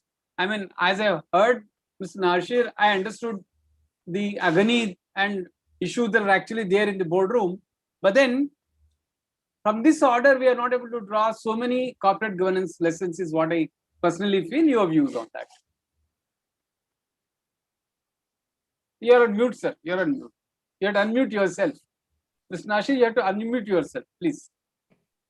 Yeah, now I'm unmuted. See, I can't unmute myself. Apparently, every time I go muted, somebody has to allow me to get unmuted. It doesn't matter. I'm just making clear. Yeah, see, there are certain basic principles of governance. Transparency, accountability. None of those have been dealt with by the order. So you're absolutely correct that if you say that the order disappoints you from a governance point of view, but then those were not the matters that were, I think, put up by either of the parties in the three different jurisdictions they went to, and that's why I didn't say that the NCLAT, went off on a tangent. Indeed, what I believe, my understanding is that NCLAT understood the realities of governance in such a situation better than the other two bodies did, and its conclusions were based on the realities of governance. Some of its conclusions were extreme, like giving reliefs that were not even sought by the petitioners. So those were, I think, stupid things that happened in that, or stupid maybe maybe a word for which I'll be taken to court. So I'll take back that particular word. But those were things perhaps that are questionable. But I think the fact is that the NCLAT understood what really happens in a court, in a boardroom, and what were the undercurrents and the whole way things went. And it came to the conclusion that there seemed to be a certain degree of oppression and so on. But sadly, as Anand rightly brought out, they didn't actually go further and establish that by doing enough diligence and asking for, and indeed Cyrus had asked that. He had said, can a forensic audit be undertaken of some of the transactions that are questionable? The NCLAT could have asked for a forensic audit, whatever in its own judgment, maybe thought it'll take too long or whatever. It didn't do that. So we never got things on the governance aspects or the governance principles that are required. But sadly, that was not up for dispute. I mean, this question is to both of you. I mean, you could individually give me your views. I felt that SC has certainly suggested that Mistry's petitions were bordered on lack of ethics and quoted Mistry's observation about Ratan Tata and the same entry, the door through he entered, cannot go back, and so on and so forth. And in fact, they have said almost that Mistry developed intellect, ethics after losing the position. And they also have indirectly said that Mistry played a victim card and portrayed the oppression, etc. What is your view on this, on these observations of Supreme Court? I would like to hear from both of you, sir. Anand, you want to go first or you want me to?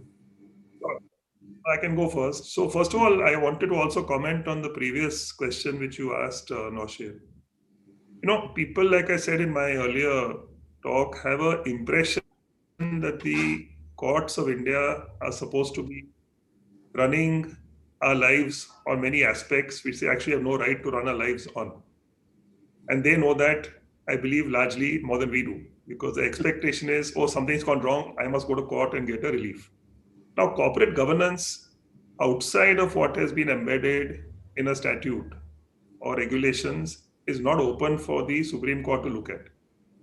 Like accounting standards.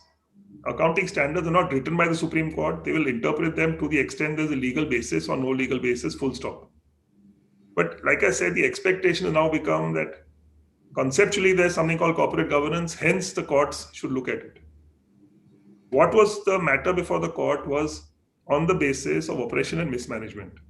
And I think if you read some of the observations on that limited basis, they may have more meaning than trying to put a larger. I agree with Nawshir in some of what he said, that on the face of it, some comments seem to be not complete or not meaningful to the subject at hand, which I understand.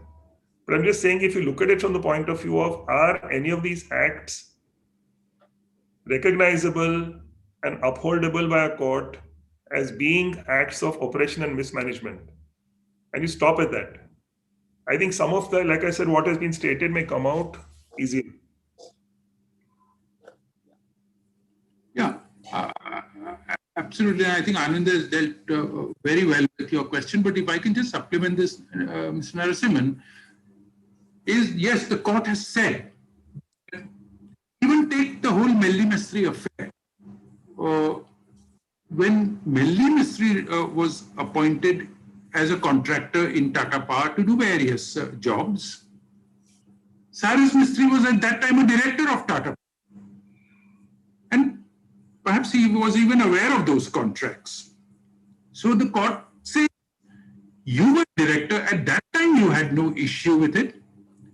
Then in the Sons thing, again the court says, you were a director or you were chairman also at various points. And you were at that time in agreement with what happened. You never challenged it. How can you now challenge it? And I think that is a lesson to everybody, that you cannot divorce your behavior and conduct at a certain point of time later on, saying, I have a different, now I am coming to you as an investor. At that time, I was not behaving as an investor, I was behaving as a director. And like all the other directors, I generally agreed with whatever was put in the board for approval. I never questioned it. But now I question it because I find that there is influence of Mr. Tata over these things. So you should have been careful at that time. So I think really the lesson to us is if you do something, you will be permanently obliged to be. You Stick to it. Stick to what you have said already. I mean, you can't keep on changing your stance. Yes. Yes. Yes. I felt that this order is fairly instructive as far as the difference between small shareholder director, minority shareholder director, and clearly articulated the legislative intent. I felt it's a lot of clarity in this. There's a lot of confusion in the market today that small shareholder director is equal to minority shareholder director. I think these two are fairly different, and I thought there's a lot of clarity. Any views on this? Any comments on this? Well, my only comment is it's extremely ironical. Cyrus and his brother are the biggest individual shareholders in Tata Sons.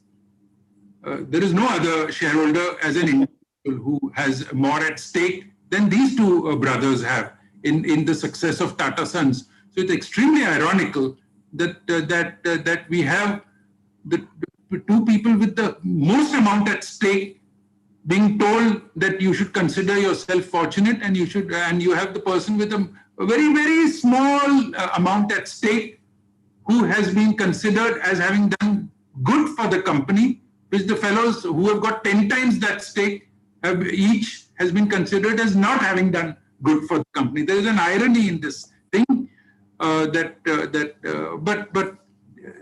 this is now all, with hindsight, we can always make various remarks. Now, I have a question again for both of you. The order very clearly brings out fiduciary duties of directors and how they should own their own decisions. Nawshir has actually partially answered this question. And then he says that the order says it illustrated that Mistry was associated with several decisions which he objected in this petition. He actually breached confidentiality of board proceedings by even engineering a leakage of his mail. Actually, court order borders on that, saying that said leakage, but the reading between lines says that it's an engineered leakage kind of stuff. And then also he overstepped his duty by offering reply and comments to income tax authority. There's a query also whether a director can reply to income tax authority, etc. So what could be the lessons that directors should learn out of this, and especially when they're not okay with the board decisions? I mean, you are okay with the decision and subsequently you change your view and say you're not okay with the decision. What is the recourse you have? I mean, do you want to leakage? You want to create a confusion in the society or the market around you? Or you want to go back to the boardroom? How do you exactly deal with a situation like this? It's a very tricky situation, of course, no doubt. I don't think it's that tricky. You see, the principle is that a board operates as a board, and a majority decision governs the decision of the board, and thereby the company to the extent the board has authority. And that is the way companies work, whether we like it or not. A person's view may be accepted or not accepted. That does not give him a right because your view is not accepted on a business matter, commercial matter, and even possibly a governance matter. But then a line can be drawn to say, is there something wholly illegal that has been done by the company and is being covered up by the other directors as a majority in some manner, or is being propagated by the other directors as a majority? Those are situations where one, as a citizen, there are concepts of whistleblower that exist. There are similar concepts in various constructs of filing a complaint, etc., which can be brought to bear. But that is something that's, I would say, considered by the law to be in the larger good than a mere governance, which is more an internal matter to a large extent. So I would draw that distinction. But ultimately, I think the answer is, and we've had in the past, and I'm sure you've come across people who have this quandary to say, look, I did not know this company conducted itself in so and so way.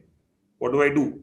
And I think the only answer is, like I said, unless a line has been crossed of illegality where different considerations may arise, that, leave the board. Because if it's not a board you're comfortable to act collectively on issues on a repeated basis, there's no point of being there, because clearly you're not aligned to what that rest of the directors want to do.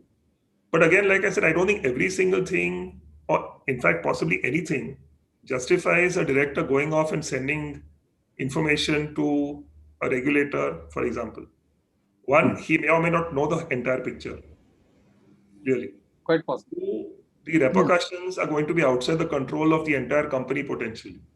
Yeah. And if the intent is to hurt the company, and that is what the Supreme Court has commented upon, setting your own house on fire.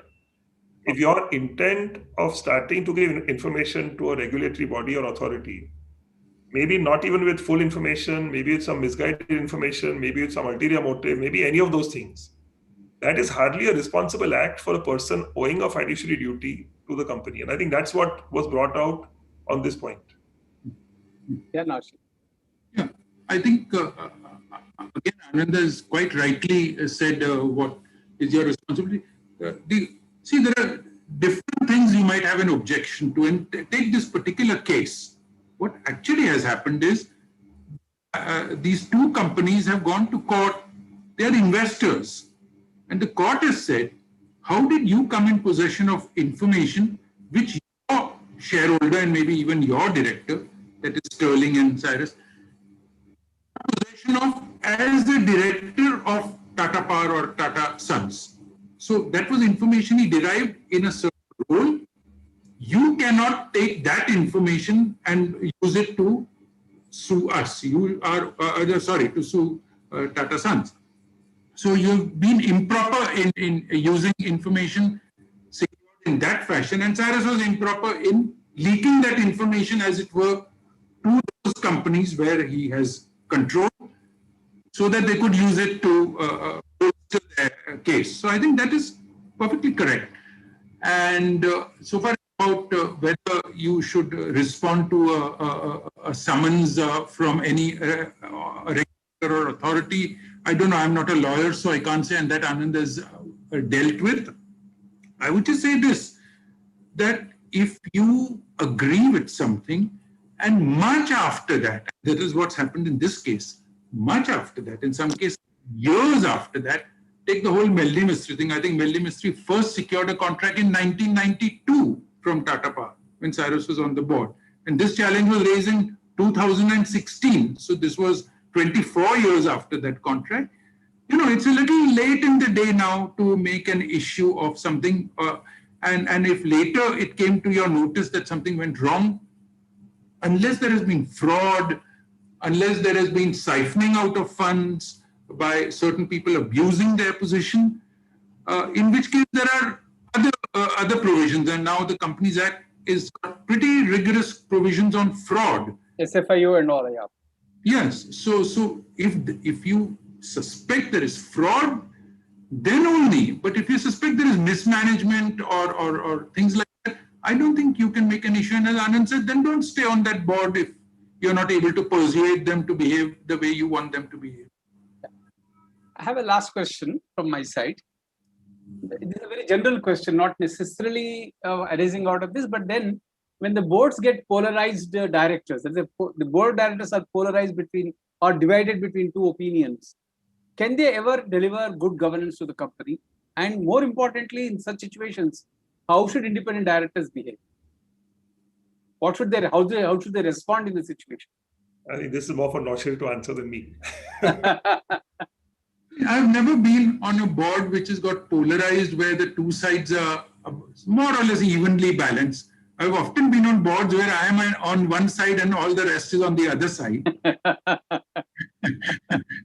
So that has been a common experience of mine, but I wouldn't label it polarization because I think, and this was a point made brilliantly by my old friend Gopalakrishnan RG yesterday, where he said, never stop talking, keep talking. One, he said, and he said, disagree, but don't be disagreeable. And certainly that is something I have also believed in. That is how both sides on this thing still remain my friends and talk to me, even though I go around making public statements of the sort I've just been making and I've the last 4 years. Because there is if you are correct and if you are doing something which you genuinely believe is right and you explain yourself, I think generally most reasonable people agree with you. If they don't agree with you, they get rid of you. I have been on a board where, because I asked a few questions that were getting too close for the comfort of the promoter, I found suddenly that for several months, several months before my term was to end, every director stopped any kind of communication with me. They wouldn't respond to my emails. They wouldn't talk to me on phone. Sort of, it's like in the children's playground that nobody talked to him. Well, let us punish this little boy. He has been throwing stones at us. Nobody in this playground should talk to him. So, like he has to go. they ostracized me. Nobody spoke to me. It was fine. I was waiting for my term to end. It ended. I think they were very happy, and I was equally happy that the term is over, and I don't have to have this kind of treatment. But this is things you are subject to. Now, should I have made a big issue out of it? I said, these are all silly things. People are behaving in a silly fashion. I could clearly see who was behind it. It was the promoter, because all the other directors were personally good friends and had always been in touch. But I could immediately see that after 2 or 3 issues I had been raising, this silent treatment began. So, as I told you, I am often on one pole and the rest are on the other pole. Then, I don't know if that's a good question or answer, Narasimhan, but this is as good as I can give. That's excellent. Now, if the floor has any questions, can we ask the questions? Otherwise, I leave it to Mr. Viswanathan and Anand Subramanian. Anybody? Any questions? Mr. Viswanathan, take over, please.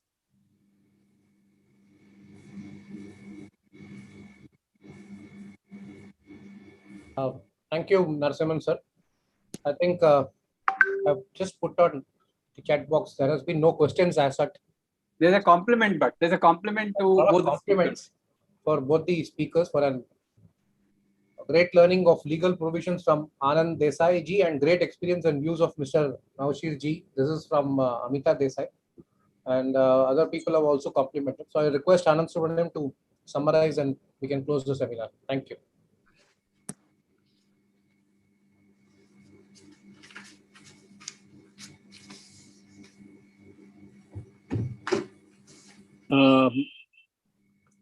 It's been a wonderful morning today, extremely absorbing. And I mentioned the Supreme Court diagnosed, dissected, and delineated. I felt that this judgment was precisely, this morning was precisely that sort of a experience for me and for many others. Both Mr. Anand Desai and Nawshir Mirza, I felt both were very authentic in their own ways, in the sense that coming from a legal profession, Anand Desai stood out in his own unique way as to drawing out the limits of the principles of Supreme Court judgment. And Mr. Nawshir Mirza, candid as ever, stood out in his own unique style in saying things as what he saw them. And that's probably the reason why I choose to call him a veteran independent director. It has, all in all, it has been a great learning, as somebody of our viewers pointed out. And in fact, for all those who have missed out reading that 282-page judgment, this probably was the right trigger to go back, because once you have learned the views from outsiders, then it makes more sense to go back and understand and put things in proper context. So that if, like what Mr. Anand Desai talked about, say, the sort of behavior of Cyrus Mistry firms, or certain aspects of the judgment which bewildered Mr. Mirza, as it were. So these things can be well understood and appreciated if one were to go back and then read the judgment all over again to know the real lessons. But eventually, despite all we listen to, ultimately the judgments we draw out of the Supreme Court judgment will stand us in good stead. I thank both Mr. Anand Desai and Nawshir Mirza for giving us a wonderful morning. Huge learning, it's been a great educative and an instructive webinar, and we promise to hold to have both of you at some other forum in some other context, not necessarily discussing about a dispute, as it were, but in certain other in certain other facets of corporate law and behavior. In fact, I was one of those who participated yesterday in the webinar, and I have already made up my mind that probably we should have a discussion on the behavioral aspects of governance. And both Mr. Gopalakrishnan and Mr. Nawshir were simply brilliant yesterday. And this probably could be one of the themes on which we will pursue. Thank you very much. Great learning. Thank you so much, Mr. Anand Desai, for having consented to our request and graced this the platform of SAGE. Thank you very much. Thank you all. Thank you. Thank you, Mirza. Thank you. Bye. Bye. Thank you. Bye. Thank you, Anand.